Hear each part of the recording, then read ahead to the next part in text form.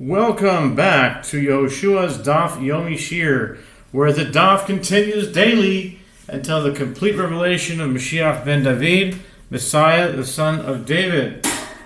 Today we are studying Chullin, page 117, starting with 117a, top of the page with the words Mo'alin Bo. For context, if you want to get what it's about, please see the previous video, the previous Daf, or you can just watch the bottom part of 116b, and you can get it. I'm starting off in the middle of something, so the top of the page is Mo'alin Bo v'chayavin alav mishum pigul v'nosar v'tameh ma she'ein kain madam. One who derives benefit from it is liable for misuse of consecrated property, and second one is liable for eating it due to violation of the prohibition of pigul, if it was from an offering that was slaughtered with the intent to sprinkle its blood or partake of it beyond its designated time, and due to the prohibition of notar, if it was from an offering whose period of consumption has expired.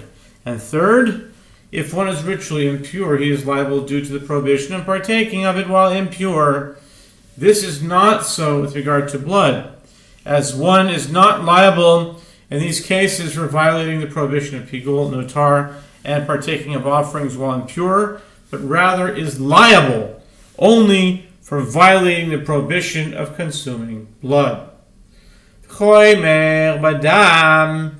שהאדם נוהג בהם וחייב אויב טמאים בהם טהורים וכן לבין נוהג בהם הטהור בלבד. And the more stringent element in the prohibition of blood is that the prohibition of blood applies to domesticated animals, undomesticated animals, and birds, both kosher and non-kosher, but the prohibition of forbidden fat applies only to a kosher domesticated animal. Now we start the Gemara, the Talmud. The Talmud asks, Minohani Mili, from where do we know these things? According to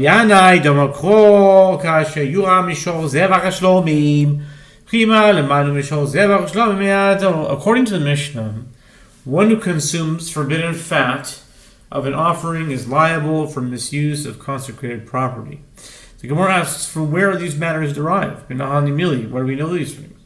Rabbi Yanai said, they are derived from a verse, as the verse states, that the sacrificial portions of a bull brought for an unwitting sin of the anointed priest must be burned upon the altar, as is taken off from the bull of the peace offering, Leviticus 4:10. But what then do we learn from the bull of the peace offering? Everything that is specified with regard to a peace offering is stated with regard to this bull as well. See Leviticus 4:8-9.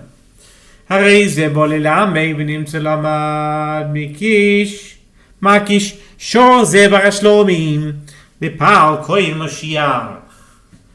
Ma pal kohen Mashiach yesh po me'ilo, av shor zevach hashlomim yesh po me'ilo. Rather, this phrase initially comes to teach a halacha about the bull brought as an offering for an unwitting sin of the anointed priest, but it turns out that it actually derives a halacha from that case, as the verse juxtaposes the bull of the peace offering to the bull of the anointed priest. It teaches that just as the bull of the anointed priest, as an offering of the most sacred order, is subject to the prohibition on misuse of consecrated property as offerings of the most sacred order called the sacred items of the Lord, see Leviticus 5:15. So too, the sacrificial portions of the bull of the peace offering, including its forbidden fat, are subject to misuse of consecrated property, even though it is an offering of lesser sanctity, and is considered the property of the owner before slaughter. Amar le Rabbi Chanina, ki hu razo shesheno Rabbi, shesheno Rabbi kol chel Hashem. The Rabbi Simon Kalim Lemilo. Rabbi Chanina says, Rabbi Yanai, is that derivation, Rabbi Yehuda Hanasi, unattractive? That you derive a new one? He taught that when the Torah states, with regard to peace offerings, which are of lesser sanctity, all the fat is the Lord's. Leviticus 3:16. It serves to include the sacrificial portions of offerings of lesser sanctity in the prohibition against misuse of consecrated property, even though the prohibition is stated explicitly only with regard to offerings of the most sacred order. Amar Abaye Yitzrich Diyamakro In Yoiseres Shniklois Lo Kasvachmana Kasha Yuram. Abaye said Rabbi Yannai's derivation was necessary, as if the Merciful One had written only the verse, all the fat is the Lord's, I would say that the fat of offerings of lesser sanctity, yes, they are included in the prohibition, but the diaphragm and the 2 kidneys of such offerings are not, even though they are also burned upon the altar. Therefore, the Merciful One writes, as it is taken off from the bull of the peace offering to teach that even these portions are subject to the prohibition of misuse. Because of Rachman Akasha Yuram, having mina chelev aliyah, delay se b'shol. Lo. Because of Rachman kol chelev. And conversely, if the Merciful One had written only the phrase as it is taken off from the bull, I would say that the prohibition applies only to those portions that are found in a bull, and that the fat of a sheep tail which is not found in a bull is not included. Therefore, the Merciful One writes, all the fat is the Lord's, to teach that the prohibition of misuse applies to all portions of offerings of lesser sanctity, including a sheep tail, which is referred to as fat in Leviticus chapter 3, verse 9. Amar le Rav Mari le Rav Zvid, I Elia kroi chelev tiasa b'chila, Amar le alecha makro kol chelev shol v'chesed v'ez davar shaveh b'shol v'chesed v'ez. Rav Mari said to Rav Zvid, if a sheep tail is called fat, it should be prohibited for consumption like forbidden fat. Rav Zvid said to Rav Mari, with regard to your claim, the verse states, you shall eat no fat of ox or sheep or goat. Leviticus 7:23. This teaches that the Torah designates as forbidden fat only an item that is found equally in an ox and a sheep and a goat, since the ox and the goat do not have a tail that consists of a large amount of fat. The sheep's fatty tail is not prohibited. Rashi Omar Chel boyalio Ikaroi cheles Sisamala Ikaroi elamiato imalu bo El mechavata kidi Rav Zvid. Rav Ashi said a different explanation. It is called the fat tail, but it is not called simply fat without specification. The Gemara objects, if that is so, that the addition of a modifier indicates that the tail is not truly fat, then one who derives benefit from the tail should not be liable for misuse of consecrated property either. Rather, it is clear that the correct answer is as stated by Rav Zvid. Ma shein kein badam in on bili yoma ulo yoma kolochem shalchem yehei debei avishmol zala lechab lechabal nisadi v'lo lemeila. The Mishnah teaches, this is not so with regard to blood, as one who derives benefit from blood is not liable for misuse of consecrated property. The Gemara asks, from where are these matters derived? Ula said, the verse states with regard to blood, for the life of the flesh is in the blood, and I have given it to you upon the altar to make atonement for your souls. Leviticus 17:11. The term to you indicates it shall be yours, rather than consecrated property, and is therefore not subject to the prohibition of misuse of consecrated property. The school of Rabbi Yishmael taught a different derivation. By using the term to make atonement, the verse teaches that God is saying, I gave it to you to achieve atonement, but not to be the subject to the prohibition against misuse of consecrated property. Rabbi Yochanan Mamakrahu, who lifnei kapa kelachal kapa, malach kapa ein bo milo, af lifnei kapa ein bo milo. And Rabbi Yochanan says that this halacha is derived from the latter part of the verse which states, "For it is the blood that makes atonement for the soul." Leviticus 17:11. The term "it is" teaches that the status of the blood remains as is, meaning it is before atonement as it is after atonement. As the Gemara will state, there is a principle that once the mitzvah involving a consecrated item has been performed, the item is no longer subject to the prohibition of misuse of consecrated property. Accordingly, the term "it is" teaches that just as after atonement, meaning after the blood has been sprinkled upon the altar, it is not subject to the prohibition against misuse of consecrated property, as the mitzvah has already been performed. So too before atonement, meaning before the blood has been sprinkled upon the altar, it is not subject to the prohibition against misuse of consecrated property. The Gemara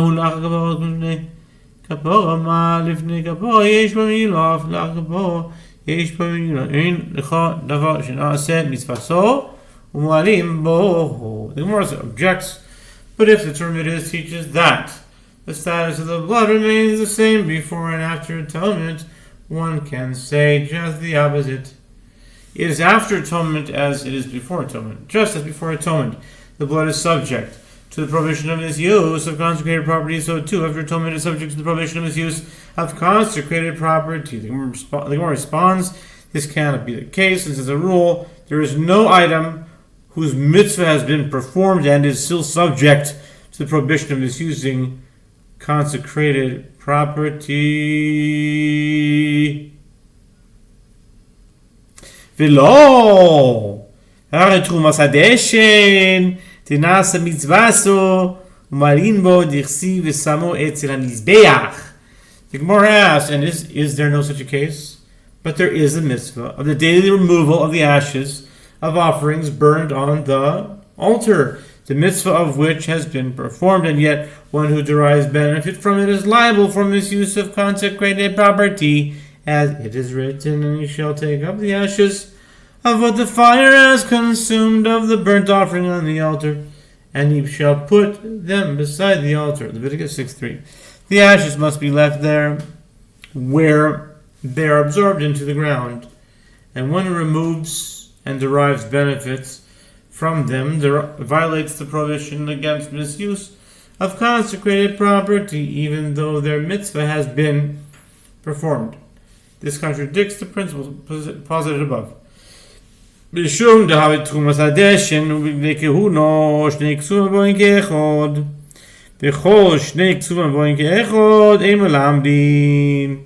The Gemara answers the principle does not apply in that case because the mitzvah of the removal of the ashes and the matter of the 4 white priestly vestments worn by the high priest on Yom Kippur, which may not be used again, are both specified as exceptions to the halacha that the prohibition of misuse of consecrated property does not apply after their mitzvah has been performed.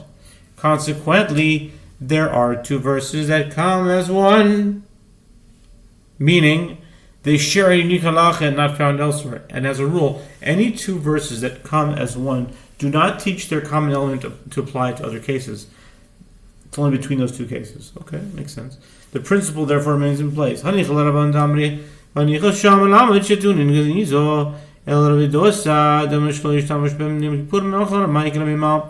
Gemara raises a further difficulty. This works out well according to the opinion of the rabbis, who say in the verse, "And he shall take off the linen garments which he wore when he went to the sanctuary, he shall leave them there."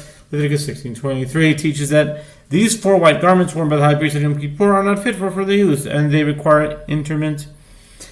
But according to the opinion of Rabbi Dosa, who said that the verse teaches only that the high priest may not use the vestments on Yom Kippur in a different year, but they are fit for an ordinary priest and do not require interment. What is there to say? if the priestly investments are not an exception to the halacha, that there is no prohibition of misuse of consecrated property after the performance of a mitzvah, the removal of the ashes remains as the only exception. Why then does it not serve as a paradigm for the other instances in the Torah? Ela mishum dehavi trumas hadeshen ve'egla rufa shnei ksum v'yechad v'chol shnei ksum v'yechad imalabdin. The Gemara responds, rather, it is because the cases of the removal of the ashes and the heifer whose neck is broken to atone for an unsolved murder, see Deuteronomy 21 verse 1 through 9, are two verses that come as one, as it is also prohibited to draw benefit from the heifer after its mitzvah is performed, and any two verses that come as one do not teach their common element to apply to other cases. The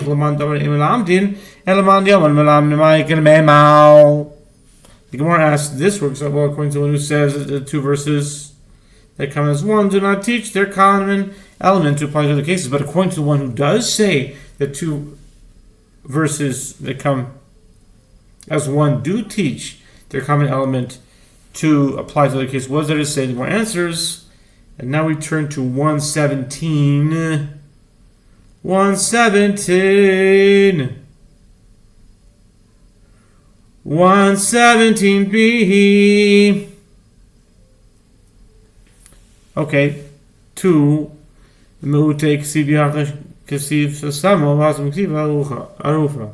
Two exclusions, 117b now. Two exclusions are written in these two cases, which indicate that this halach applies to them alone. Here, with regard to the removal of ashes, it is written, and he shall put it, Leviticus 6:3, indicating that this halach applies to it and nothing else. There, with regard to the heifer whose neck is broken, it is written, whose neck was broken, Deuteronomy 21:6. This superfluous description teaches that the halacha, that the prohibition of misuse of consecrated property is in effect, even after the performance of the mitzvah, applies to this case and should not be extended to others. Stop here. Continue on next video rather.